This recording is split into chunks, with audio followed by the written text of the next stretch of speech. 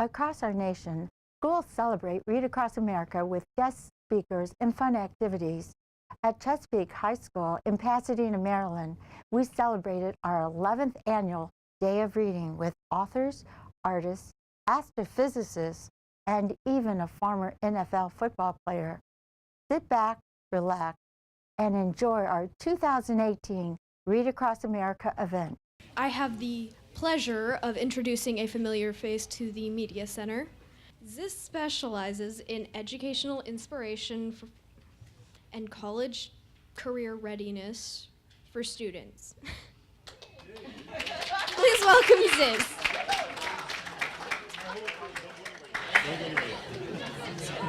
No, you did a great job. So do you know how hard that is? So let's give Colleen another round of applause.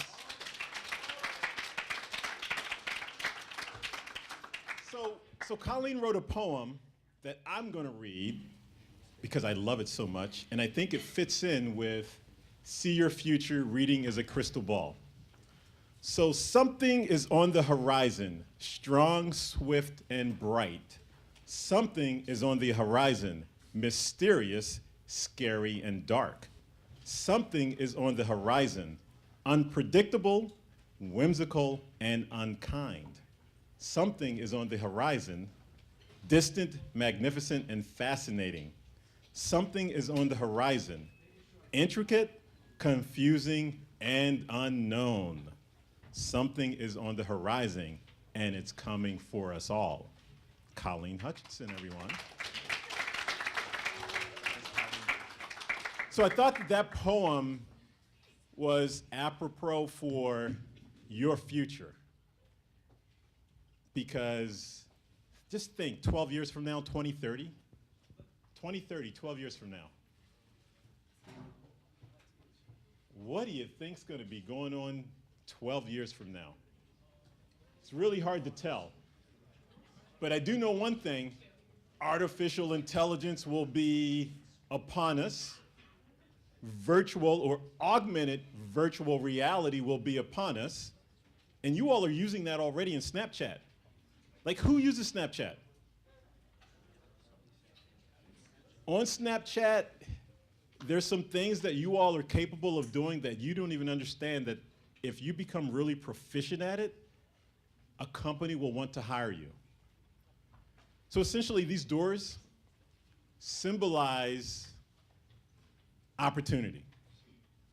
And you could choose the lime green door, the brown door, or the orange door, or many, many, many other doors. But the one thing that's clear, and all of the speakers have talked about, is that it's your choice. And you all are actually making choices for your future.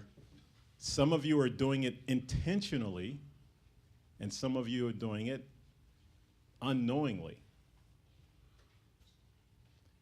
Does anyone have any idea what that just meant? Now, for those of you all who know me, and I know some of your names, so either you're going to probably volunteer now, or I'm just going to call on you. So which one do you want it to be? Aiden. Green door? Okay. So I'm going to hop around a little. So Aiden and Noah, right? So Aiden and Noah, before we started, you know, they had, actually guys, put your headphones back on like you were. So they both had their headphones on, they were kind of plugged in, and I said to them, I said, hey guys, you realize if you keep those in, the chances of me calling on you is really high. So they took them out. Now here's what's interesting. So Dr. Banks talked about circle of influence, and she talked about having people around you that push you to higher levels. And why do you guys think I said that to you all? But why, though? But really, why? Oh, hold on. He said something, you said? So we can listen. So you can listen, but then why do I want you to listen? So I get something out of this? Right. Now, Dr. Banks, when she talked earlier, she said she wished someone had told her some of the things that she didn't know. So all of the adults in the room, where are all the adults? Raise your hand or stand up, all of the adults in the room, please. All of the adults, please stand up. Meaning you're over the age of 25. So, earlier today, you spoke, and you spoke very eloquently. You're one of the substitute teachers. You have Ming over there, you have Dr. Banks, your principal's in the background. So what you all don't realize sometimes is that all of us have been influenced, you can have a seat, all of us have been influenced by others. And one of the things I like to refer to is growth mindset and fixed mindset. So Zoe, why don't you read from the growth mindset area? Just read about 3 or 4 and just kind of yell it out. Actually, here you go. Okay. Failure is an opportunity to grow. Challenges help me to grow. Feedback is constructive. One more. I like to try new things. Okay, so hand the mic to someone and read from. Failure is the limit of my abilities. I'm either good at it or I'm not. I don't like to be challenged. When I'm frustrated, I give up. Has anyone ever done that before? I've done it. I've done it a lot. As a matter of fact, when we talk about fixed and growth mindset, technically we're both. So for those of you who don't know me, I played football like 1,000 years ago. I played football at Northeast, went to the University of Maryland on a football scholarship, and my first job out of college was with the Kansas City Chiefs. So I could absolutely tell you, when I went from Northeast High School to the University of Maryland, we do this thing called the 40-yard dash. Anybody know what that is? Any athletes in the room? Okay. So what's a 40-yard dash? The guy with the hoodie on. Oh, hoodie's off. Whoa, I like that.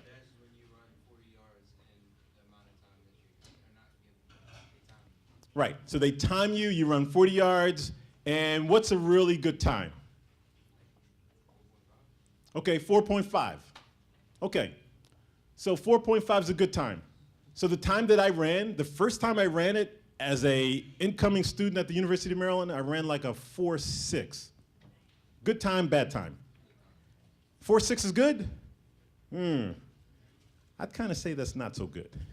But that's just my criteria. So the second time I ran it, I got down in like a track stance. I took off. I came through the line. And everybody's looking at their stopwatches. And they were like, whoa, what time did you get? What time did you get? So some people had me 4.38. Some people 4.37. But pretty much everyone had me under 4.4. So the difference between 4.4 and 4.6 is, what's the difference? So tell me what that is in fractions. That's why math is important, see?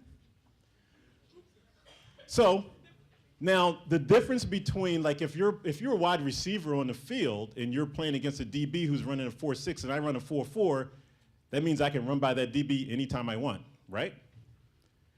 And it's probably a distance between here and here. And if your quarterback isn't that great of a thrower, he doesn't have to be that great of a thrower if he just has the ball out in front of a person. So it makes a big difference. So anyway, I had that speed, and the quarterback at that time was this guy by the name of Boomer Esiason. Some of you might know that name because he's one of the commentators on, I think it's NBC. And he had a 15-year NFL career, so he had a really good career. He was a really good quarterback. Now, if I had his confidence, oh my God, that guy was from New York. His ego was probably the size of the state of Maryland. And that's probably no exaggeration because he had confidence coming out of his ears. I needed some of that confidence, but it doesn't work like that, as you all know.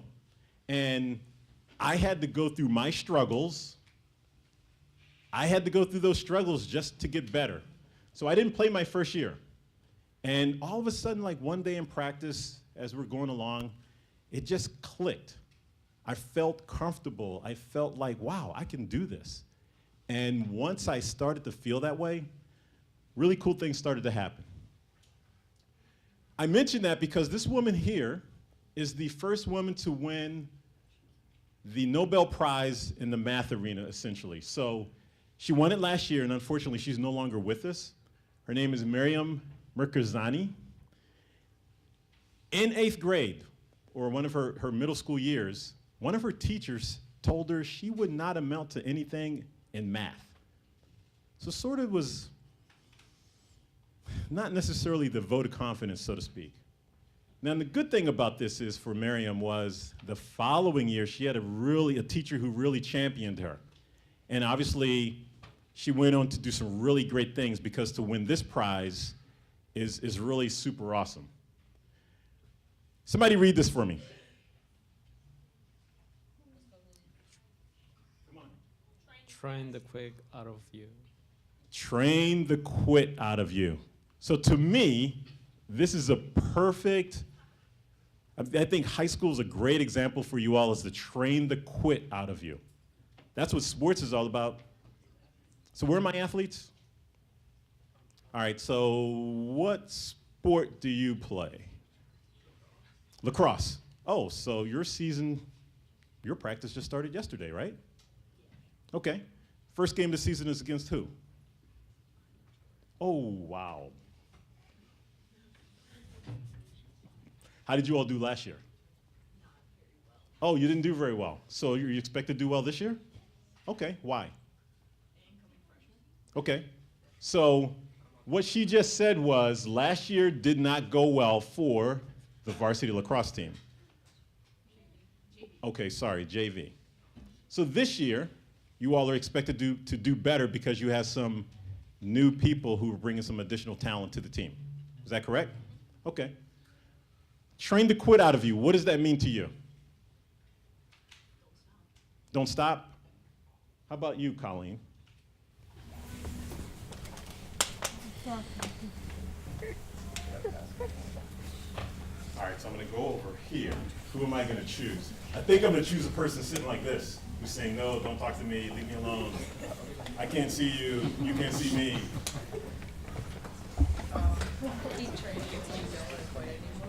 So how does it apply to your academic life?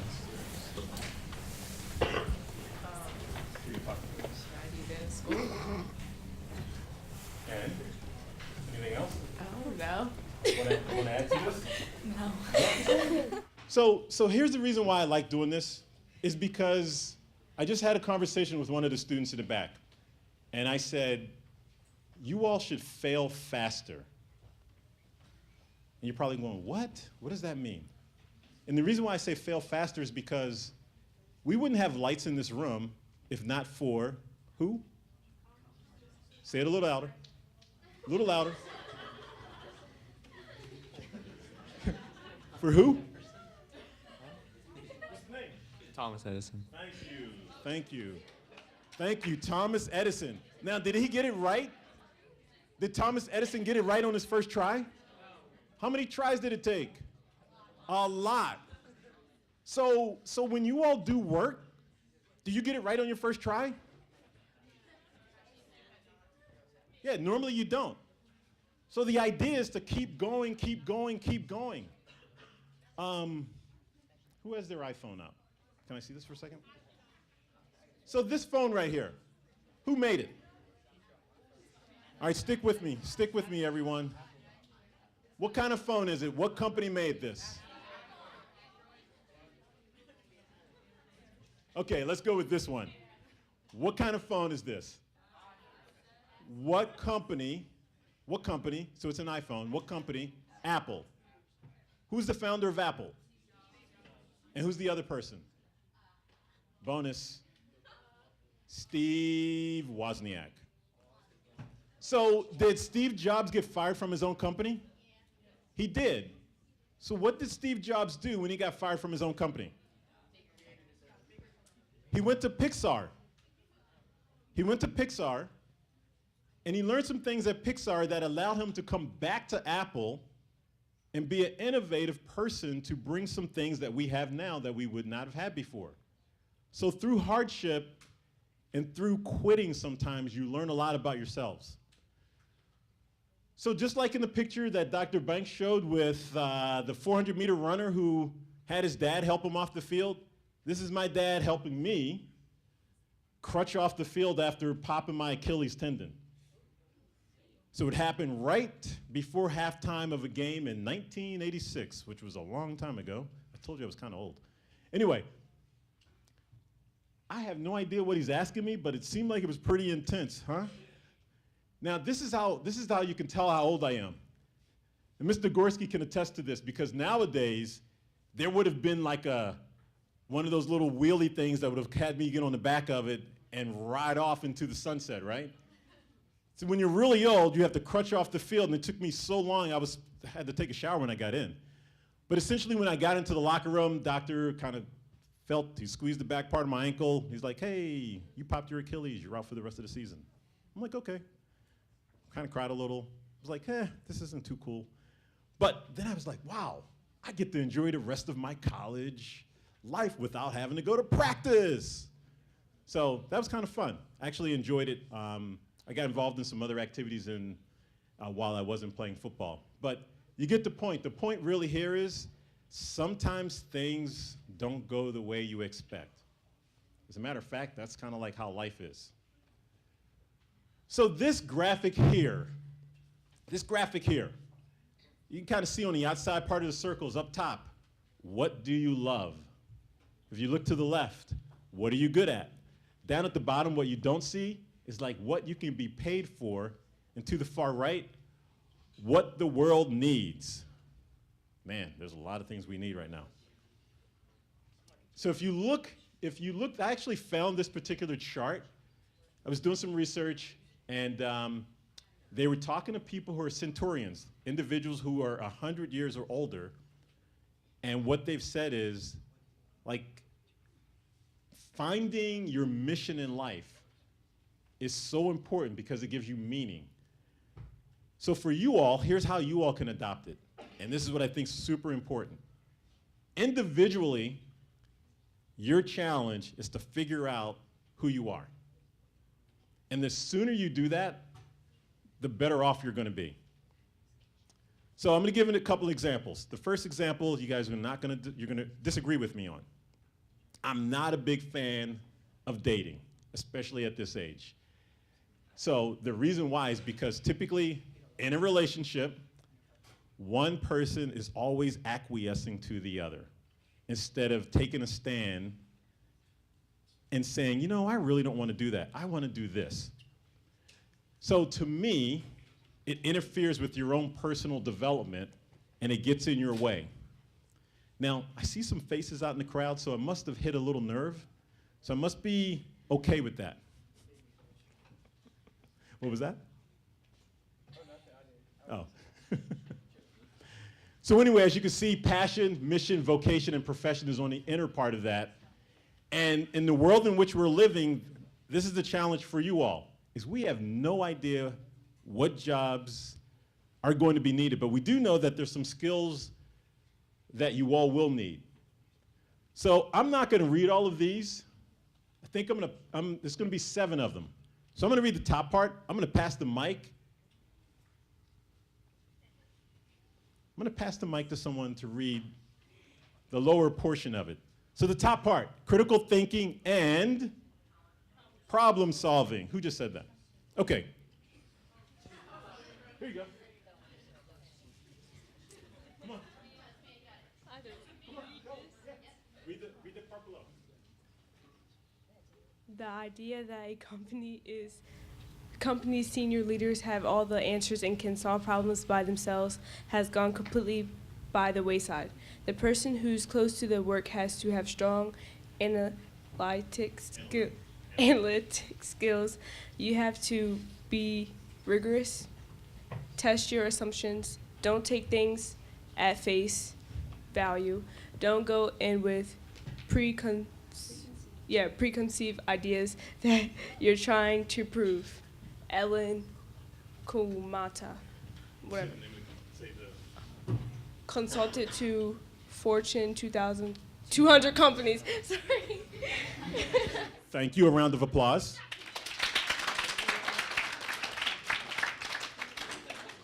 So here's what I want you all to really think about. So I want you to think about yourselves as you hear from, in this particular case, Ellen Kumata, who talked about what's needed. This is what companies are looking for. So if you want a job for the future and you have critical thinking and problem solving abilities, this is what they want. Now, how do you develop that? You develop it now while you're in school. While you're here at Chesapeake High School, great opportunity to develop those skills. So here we are next, collaboration across networks and leading by influence. You know you're up, right? Oh. The biggest problem we have in the company as a whole is finding people capable of exerting leadership across the board. Our mantra is that you lead by influence rather than authority. Mark Chandler, Senior Vice President and General Counsel at Cisco. Thank you. Round of applause. So do you all get this point? They want people to voice their opinions. So that means you have to develop an opinion. You have to come up with something. You have to be knowledgeable enough about yourself and then also about other things so that you can voice your opinion. Agility and adaptability. Wow, I can't even talk today.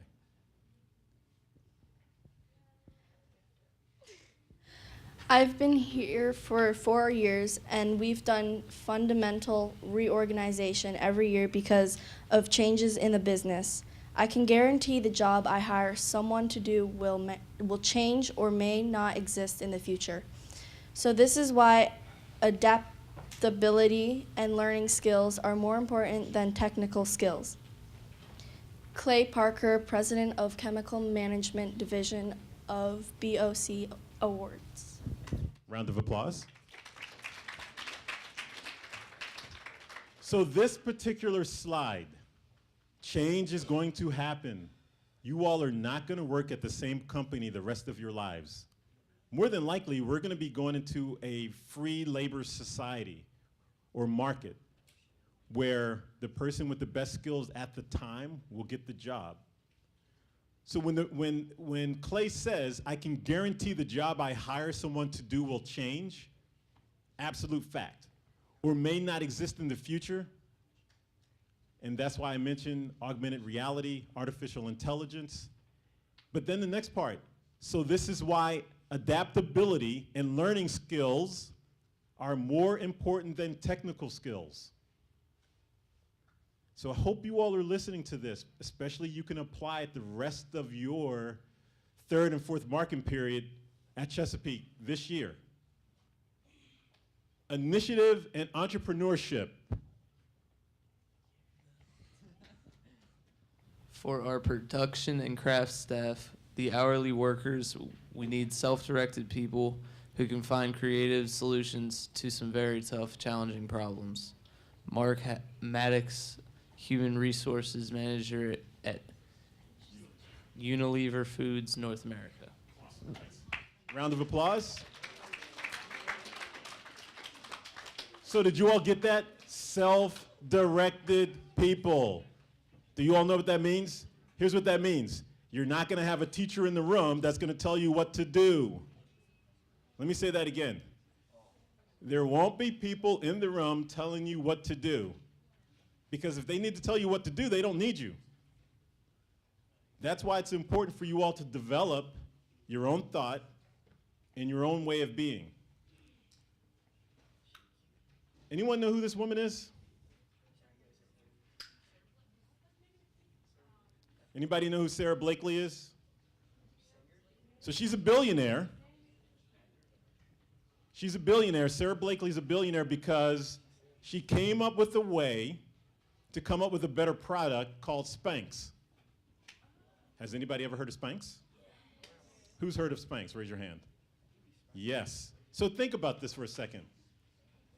She came up with a way to make something better. So remember that chart where we talked about finding a way to get paid for something? That's what she did. So I have the 5-minute warning on me now. So here we go. Effective oral and written communication.